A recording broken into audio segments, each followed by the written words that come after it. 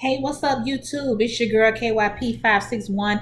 I'm coming in here to talk to you all about tonight's episode of the Love and Hip Hop Hoes. Okay, shout out to Much Love from Kentucky. I'm not sure if I don't think she still does the reality show reviews anymore. But I want to give a big shout out to Much Love from Kentucky, or Much Love from KY. She was a big inspiration to me as far as starting my channel. I know she's still on YouTube because I still am subscribed to her channel, but I think she just kind of moved on, like switched up her platform a little bit, and she talks about other things, you know. So I still ride with her, you know. But yeah, I just want to give her a shout out. I don't even know why that popped into my head to say, but that's how she would normally open up her reviews, talking about the hip hop hoes. All right, so this is Love and Hip Hop Atlanta. Season 9 are we in? Child, I had to put us way in damn season 11, I believe, on the last episode or whatever. But yeah, we just on season 9. For some reason, I don't know why I thought it was we had already hit the 10 mark, but whatever. So we on episode 2. So let's just go ahead and get into it.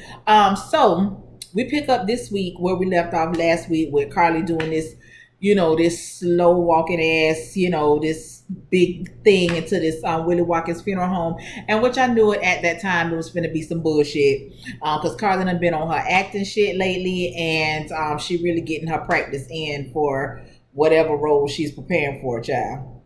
So she done called all the girls there or whatever. I think everybody was there except for Sierra. I don't think that Sierra was there, but you see, Erica Dixon was there. You know, just a bunch of the whole damn crew was there. Okay, so they rolling up in there thinking that somebody done died, child, or whatever. But come to find out, Carly Red tells them that she has been married for a year, and basically now at this point she is getting a divorce. And I still don't, I mean, I guess I get what she's trying to say. She's burying her marriage, or her marriage is dead, or whatever the case may be. I just thought it was, oh girl, I'd have been pissed off. I'd have been like, bitch, I'm finna go, because bitch, you done fucking try me. I don't have time for this shit. Okay, but anyway, now I do want to touch on that a little bit, because she kind of gives a little bit of background, because they was asking her, you know, are you sure you want to get a divorce or whatever. Some people were surprised because they didn't even know she was married. I think out of everybody that was there, I think that Spice was the only one that knew that Carly was married. I'm not sure if Rashida knew the whole time, but I think I heard Spice say that she knew that she was married. I don't think she knew all the details, but she did know that she was married. Now, I want to talk about that a little bit, because when Carly goes into her little spiel, you know, just giving them, you know, some little points as to why she is ending the marriage. So she says that she found a prostitute in her bed, and, you know, all this other stuff. Now, and she was like, you know, she was so focused on the good things and this and that. Now, my whole thing is this: they had only been together for a year. So Carly says they had only been together for a year. And within that year, you had already led us to believe that he was over there kicking your ass, okay? Because now you all scared and timid and can't talk, and, you know, all this type of stuff. The nigga talking about you got a 2 o'clock curfew, and, you know, he's aggressive and all this type of shit. And we saw the change in you last season that we knew was different, and that something was going on behind the scenes. Now, with all that being said, you still thought that it was a good idea to get married. I don't know when y'all motherfuckers gonna learn marriage don't fix shit. When you go into some shit with it fucked up, you get married, the shit stays fucked up. Like, you know what I'm saying? Like, it ain't no magical shit that happens the following day or after you say I do to where your circumstances change. No, actually, you digging yourself into a deeper hole by getting married. Whereas before you say I do, both of y'all can just walk off and say fuck you, especially you ain't got no kids, you don't have no property together, you don't have none of that shit. You could just cut your ties and just move the fuck on. But no, you want to complicate shit, because now you got to go file for a divorce. You know what I'm saying? You got to do all hunting the bitch down because somebody don't want to sign, or somebody feel like they're entitled to your shit and all that, when you could have just said, bitch, fuck you, I'm out of here, before it even got to that point. Y'all gonna learn one of these days, child. So anyway, she said that just some other things that was going on, and I was like, girl, you too old for that, and it's just something about when people say, just like all relationships, everybody goes through their ups and downs. Yes, everybody go through their ups and downs, but don't be insinuating, okay, that in every relationship it be y'all's type of bullshit that be going on. You know what I'm saying? Because and y'all might get tired of me saying this shit, but I can tie it in. I feel like I can speak on this shit because I am married. Okay, so yeah, you will definitely have your ups and downs. It's a job every day to be married and to commit yourself to one person every day and to continue moving forward. Like shit ain't never all peaches and cream, because sometimes you just get in your bag and you don't want to look at a bitch. You know what I'm saying? But when you go to talking about, okay, everybody don't have the problem of cheating, outside babies, abuse, whether it's physical, mental, or verbal. All couples don't experience that type of shit. You know what I'm saying? So I really hate when it comes from the likes of these women, because I know what they're saying. They're insinuating that everybody goes through this type of shit. No, y'all hoes go through that type of shit. But whatever, honey, moving right along. So we go over to the trap museum.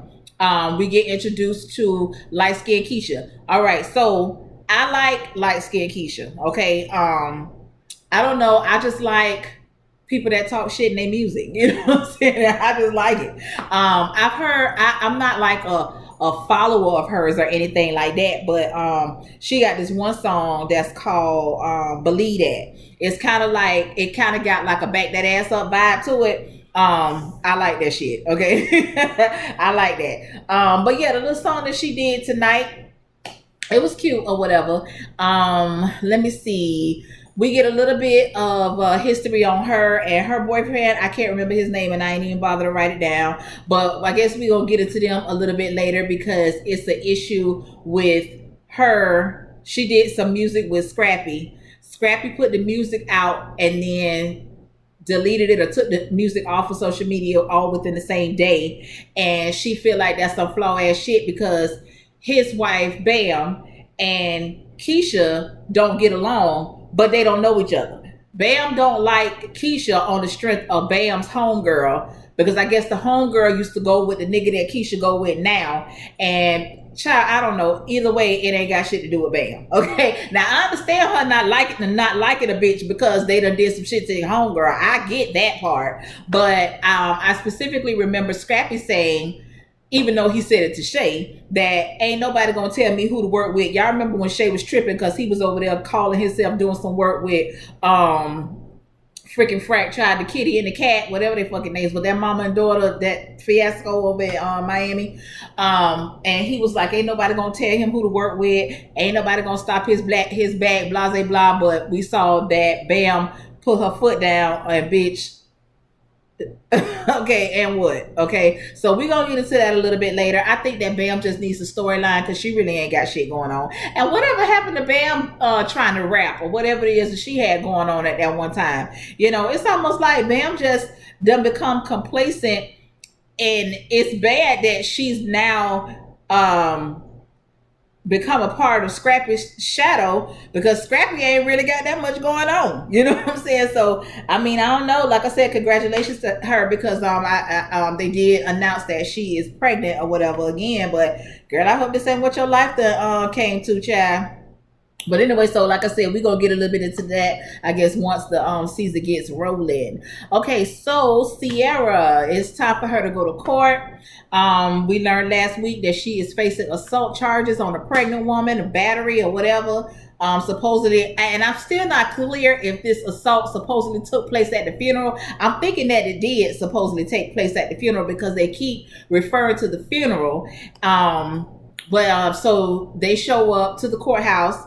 What a nigga name is Shooter. He shows up, Okay, even though last week he said he wasn't fucking with her in no courthouse, which this week he still ain't fucking with her inside the courthouse, but he did say that he wanted to show up to show his support. Now, me personally, bitch, if you ain't gonna come in here and testify on my behalf, what the fuck is you here for? So I was with Sierra on that.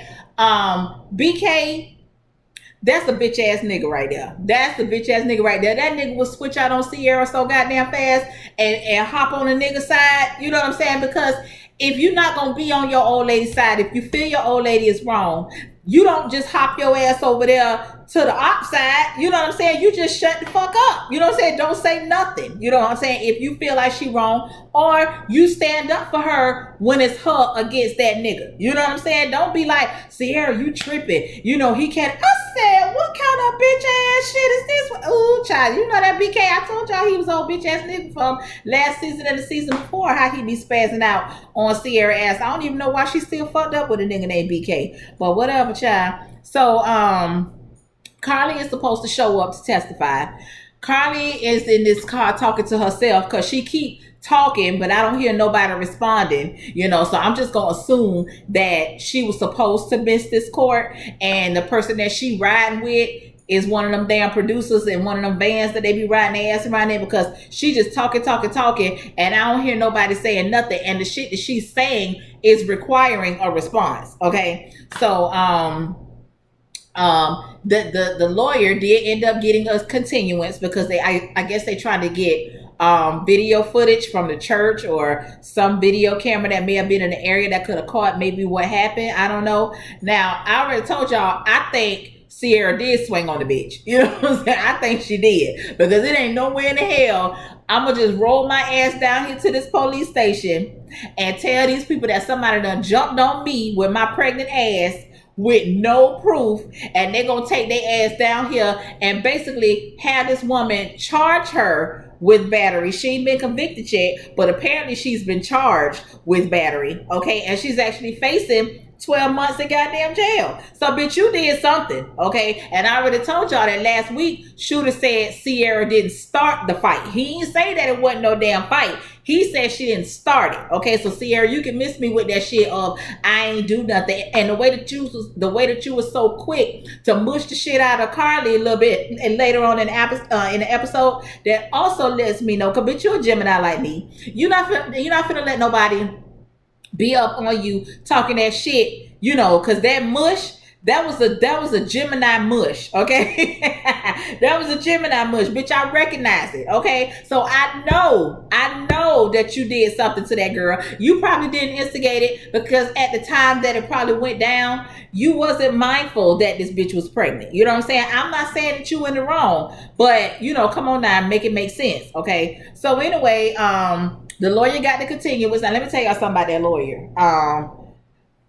I don't know if the lawyer just was having a bad hair day on that day, but it ain't no way in hell I would have walked up in her office, you know, once I'm trying to obtain legal counsel, and I just saw that bitch hair looking like that, and I would have hired her. Hell no. You know what I'm saying? Although I know that your hair ain't got nothing to do with your capability to practice law, but bitch, presentation, bitch, you got to reel me in some type of way, you know, because I was like, girl,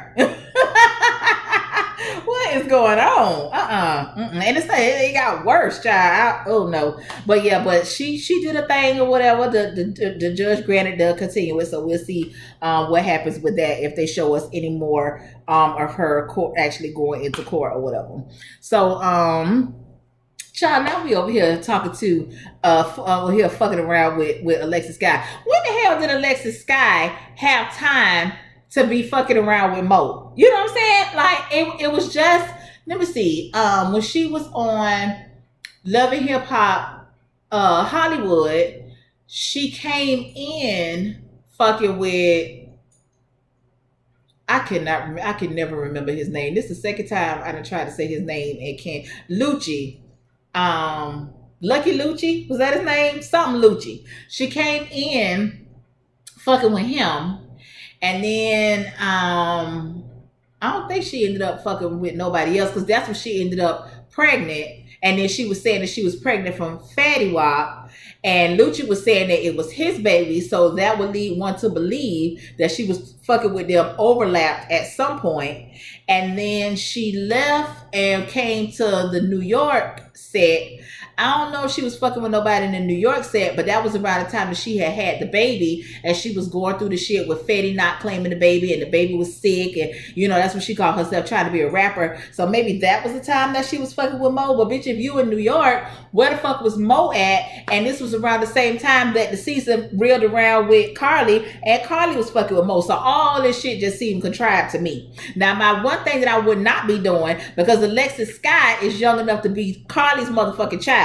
Because Alexis Sky, I believe, maybe 24, 25, 26 years old. Carly is older than me. So I know for a fact Carly is old enough to be this girl's mama. So any nigga that I fuck with that fucks with a bitch that's young enough to be my motherfucking daughter, fuck both of y'all. I'm not arguing with no bitch. I don't give a fuck who in the right, who in the wrong, what he said, what she said. I don't give a fuck. Both of y'all, you take your pedophile ass, even though she's of age, but still, bitch, okay? You go and do whatever it is that you gonna do, but I'm not arguing with damn bitch, especially the bitch that she finna run up on me. Bitch, what? That ain't gonna happen. So anyway, they decide that they're gonna have a meetup because Carly supposedly said that every time she see Alexis, she's gonna spit on her or some shit. What's going on with y'all in this spit? I thought that I done talked to y'all hoes about this shit maybe like a year or two ago. Y'all gonna stop it with this spitting shit, okay? Because I haven't watched The Housewives, but I heard Nene pull some shit last night down to the episode, okay? Y'all gonna stop that shit with that spitting. I don't know who the bitch is that's gonna teach you the lesson, but one of y'all motherfuckers gonna learn one of these days, and y'all gonna learn good enough to where everybody else that's standing in line that think that they got it in them to spit and hawk up on a bitch, they gonna think twice about it, okay? So, but my thing is this. She say that Carly Red threatened her mama. Bitch, I ain't gotta run up on a bitch about my mama. Bitch, you threaten my mama, bitch, Roxanne gonna step, okay? Bitch, I ain't gotta do a motherfucking thing. Bitch, my mama finna pull up, okay? Bitch, you gonna do what to who, okay? Shit, not my mama. And I ain't never felt the need to have to defend my mama against nothing, bitch. My mama is about that, okay? As of today, that motherfucker is about that. Matter of fact, she might be a little too much about that. When it comes to her, my mama is the type of person that come in on 10. You have to bring her down. Whereas me, I'm the opposite. You know, I'm always on go, but bitch, I'm always cognizant of what's going on. My mama don't know. Okay, so all that shit about she running up on Carly because what Carly said about her mama, and I don't play about my mama. I don't play about my mama neither. But like I said, bitch, you threatened Roxanne gonna step. Okay, and that's just period. Okay, but yeah, so they have a little they have a conversation with each other. Child, they done met down at the gym. You can you can tell ain't now one of them. You can tell can't now one of them fight. You can tell by their stance. I say y'all hoes ain't even got no set, bitch. What type of stance is this? Child, Carly was trying to coordinate some 1-2 punch duck type shit. Child, I was like, Lord. So they sitting there punching on these bags and shit. Carly talking about don't get it twisted. Something. I was like, Carly, I ain't seen you whoop nobody ass not now season. You done been on this bitch since season 1 and you ain't whooped not nan ass. Okay, I done seen you get hair pulled and you might get in a little scuffle or whatever, but bitch, I ain't seen you get nobody's ass. Okay, so you can stop that shit. And Alexis, you always trying to throw some shit at a bitch or whatever, but you make sure you stay within arms, you stay within a good distance, but child, whatever. So they basically squash their beef with each other. Alexis, now what's this shit about Carly talking about they got robbed? Somebody beat up Mo and somebody put a gun to her head and was asking for some money. So, okay, for what I got from that, according to Alexis, Mo owes her family some money. Now I don't know what type of family Alexis is trying to say that she got. Maybe they bought that life, but I don't know. Okay, everything about this shit is just hard for me to believe with this Mo, Carly, and Alexis shit. I just can't seem to tie those three together. You know what I'm saying? And the story that they're telling me, I'm just not buying it. Okay. So anyway, supposedly Mo owes Alexis family some money. So that's when Carly goes into this. Her and Mo had been shopping, and why you always got to throw in extra? You could have just said, bitch, We was at the ball, we was leaving out the mall, and a motherfucker robbed us. You ain't got to go through all this. Yeah, I had a whole bunch of Louis Vuitton stuff, a whole bunch of Gucci stuff. Bitch, shut up. You know, what the fuck? But anyway, so when she said somebody put a gun to her head, Alexis was like, well, I didn't know that. So that's what makes me think that these were supposedly Alexis Sky's people that pulled up on Mo and Carly down at some mall. Now, if this shit really happened, why we ain't heard nothing about that? I know I ain't heard nothing about that. Y'all heard anything about Carly Red getting robbed and a gun put to her head down to the mall somewhere? Because I damn sure ain't heard that. But honey, that's what she wants us to believe. I'm gonna go ahead and go with it. But yeah, I just feel like it's some bullshit afoot, honey. I'm not buying it. Okay. So anyway, Mama D. So Mama D is out of surgery. The surgery was successful. Scrappy and Jock are on their way over to see her. In the meanwhile, Mama D is over there wearing the shit out of Ernest. Okay, she got that nigga working 9 to 5. Okay, got that nigga working day and night. Okay, on some bullshit. Bring me some ice. Bring me the remote. Fluff my pillow. You know, that type of bullshit. Okay, Ernest is like, listen, okay, bitch. I'll be glad when your son get here so that nigga can give me a break, okay? Because I'm tired of your ass, okay? So anyway, let me just take a break real quick because I want to talk about something. I talked about it on a damn video that I could not fucking record for the life of me. So Stevie J made this video talking about the girls' wigs on Love and Hip Hop Miami. I'm sure all of y'all have seen it by now. So he goes on, basically was saying that the wigs on the Miami set is fucked up and they need to fire the stylist and the makeup stylist and the this and the that. Now, for those of you all that have followed that, y'all know, let me tell you, Miami is petty, okay? The niggas and the women is petty, okay? And I looked at a bunch of the wigs because now my attention has been drawn to the wigs on the Atlanta set, right? Although season after season, and all of them have fucked up wigs, okay? I done seen some crunchy ass wigs on New York. I damn sure done seen some crunchy ass wigs down in Hollywood. I done seen some crunchy ass wigs over here in Atlanta, including a couple of them tonight, okay? Everybody's wig ain't always on point in Miami, but it wasn't cause enough for Stevie to be making no goddamn video, okay? So we get over here to Atlanta. I don't know what Mama D, if Mama D ain't drinking, that motherfucking wig is. That wig that she wearing in that confessional, child, that shit look like a headband, child. It look like it started way back here. I said, bitch, your wig is drinking all the goddamn drink since you can't drink because that wig drunk than a motherfucker that you got on your head tonight, child. I was like, now see, God don't like ugly. He made sure that he let your ass see what your co-workers be looking like. And I don't even understand why Stevie J felt the need to say that shit. He trying to get somebody's attention. It's one of them little girls over here in Miami that he liked, and that was his way of trying to get their attention. But Stevie, them little bitches don't want you. You old, okay? You old to them, okay? They in the land of the city girls. And speaking of the city girls, did Bambi throw shade at the city girls tonight? Let me get into that a little bit later. Or did we talk about that already? I don't know if we talked about it already, so I'm just gonna talk about it now. So when they went into the shit about Bam not liking the light-skinned Keisha girl, she was telling why she don't like her. So when she get in her confessional, yeah, that was her confessional. When she get in her confessional, you know, she was basically saying that shit that Keisha did was against girl code, and you don't do nothing like that. And she was like, that's some, what she said? That's some hood rat trifling city girl type shit. And I said, bitch, was you throwing shade at the city girls? I don't think I like that, and I ain't even no city girl fan. But bitch, don't do that. You know, don't act like the city girls ain't popping, bitch, because they are. And like I said, I'm not no city girl fan. I feel like I'm too old for that. You know, whatever. Now they got a little head bop. You know what I'm saying? I like some of the shit that they be talking. You know what I'm saying? But I'm too old for that. You know what I'm saying? So, but yeah, but I'm a fair bitch. I'm gonna read it down the middle. You know what I'm saying? And I thought that was you know, a little uncalled for. But anyway, Chad. Back to Mama D. So Mama D tells Jock that she wants to throw Scrappy a surprise party and she don't want him to say anything or whatever.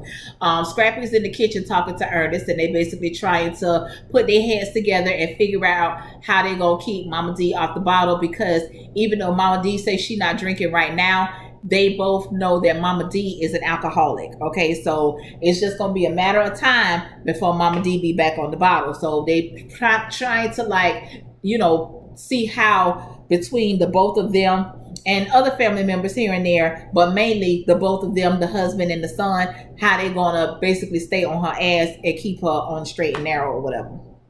So we go over here to the Glam Shop.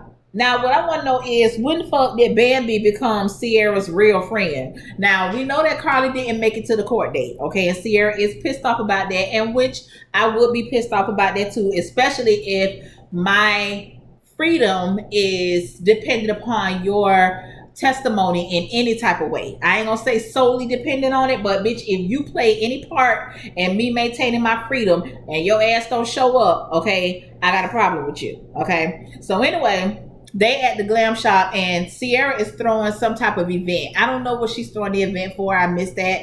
But they there and they picking out clothes and they doing this and they doing that. And she was saying how Bam has really been there for her. And she's like, that's her real friend. I was like, bitch, I think this is my first time even seeing y'all together. So how the fuck she had time to slide in and become your real friend all of a sudden? Y'all don't know what the definition of a friend is. But okay, whatever. Okay. So anyway. Oh yeah, and that's when Bambi threw the shot at the City Girls. That's what she said. That shit that she said about the City Girls. So anyway, I had wrote in my notes. Who is the ugly ass girl that don't talk but look like Oscar the Grouch in a blonde wig? Oh my god. So I actually had to watch the shit twice because I missed the first maybe 15 minutes of it. So I did find out when they were at court that the ugly ass girl with the blonde wig, that is Sierra's assistant. So I see Sierra went and got an assistant that her nigga wouldn't be interested in, because that last assistant that she had was fucking her husband. Okay. I see you, Sierra, bitch, you ain't slick. But yeah, girl, it's like, why the assistant, I think her name was Trina, but I was like, girl, why is you looking like that? Now, Stevie, did you see the crunchy ass edges on that damn wig with them black ass eyebrows and the way that she was looking? Like, I was like, y'all ain't shit. Okay. Y'all ain't shit. But yeah, I was like, ooh, girl. But anyway, child, I had to skip ahead of that and had to talk about Carly Red and Alexis already. Okay, so I guess now we just go ahead and skip to the party.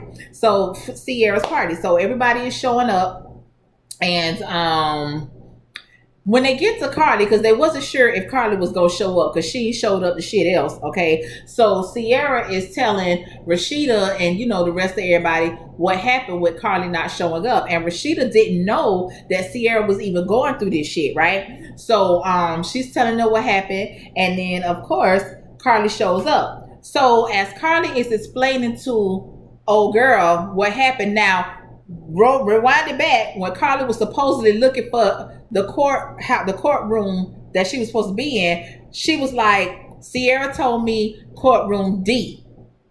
I get the courtroom D.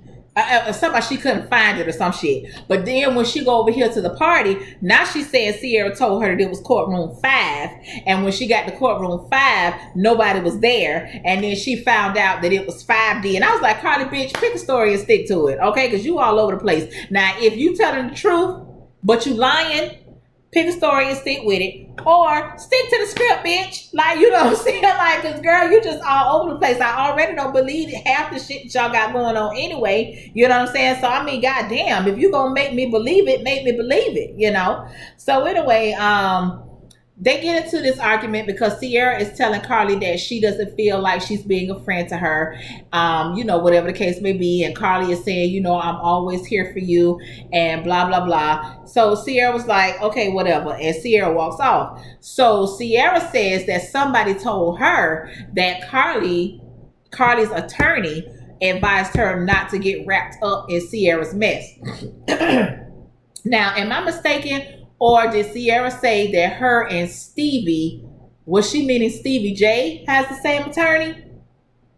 I missed that. I might have to go back and watch it, but because I'm a little confused on that part. But whatever the case may be, somebody told Sierra that Carly didn't want to testify. Her attorney advised her not to get up in Sierra's involved in Sierra's mess or whatever. Now that I can believe. I can believe that. Carly is on some other shit, and I don't like it because bitch, you done been here from season goddamn one, okay? And nothing about you said, everything about you said thirsty bird, everything about you said that, but nothing about you said I'm gonna let a nigga just take my confidence away from me, have me moping around this bitch like, you know, whatever. Bitch, what your daughter think? You know what I'm saying? Like, what's your daughter think? You know, bitch, I tell them, bitch, listen, y'all either got to find some other shit for me to do, or bitch, I'm out of here. Cause y'all not finna keep doing me like this, bitch. I'm too old, okay? If they quit trying to intermingle her with these young hoes and get her a group of friends that's still bad bitches, but in her age group, okay, and stop doing this little 20-year-old shit that you over here doing, then maybe that'll be a better look for you. But until then, So some shit happened because Sierra heard Carly talking from a distance.